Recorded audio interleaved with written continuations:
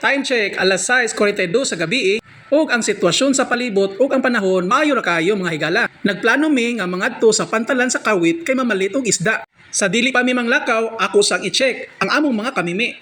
Ug uban niko mga higala. Kay gabi naman kayo, maayo ra ang function sa mga solar lights. Ug bago lang pud ko naghatag nila og snacks nga kumpay mga higala.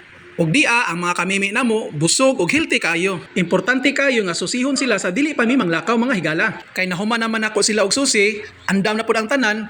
Kuyugi ko ninyo, mga tota sa pantalan sa Kawit. Gikan sa amo ang balay, padulong sa pantalan sa Kawit mga higala, mukabat lang kini og 10 minutos hangtod sa 15 minutos. Pero maginahinay lang mi og dagan mga higala. Ang importante, safety kay maabot ra kita sa maong destinasyon.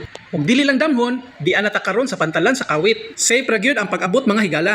Ug walay daghang langan, mamalit na mi og labas kayong isda. Kuyugi ko ninyo. Ug nakapili na gid mi og labas kayong isda mga higala. Adunay pritohonon, aduna pay sugbaonon. Ug kini sila perti ra pong baratuha. Niining gabi una sila rapod ang maligya karon. Tungod kay ang mga tao karong gabi una hubog pa mga higala. Mikabat kini og 4 ka kilo kapin. Ug paghuman sa maong tinimbangay, bayad dayon mga higala. Og syempre kay di aman mi sa pantalan sa Kawit mga higala, dili gid namo malimtan kining pastil nga pagkaon. Kay nakapwesto naman mi sa lamisa ug naka-order na po bing pastil ug perti na gyud gutuma, mga unsa mi mga higala. Daghang kay salamat sa paglantaw sa video. Maayong gabi ninyong tanan.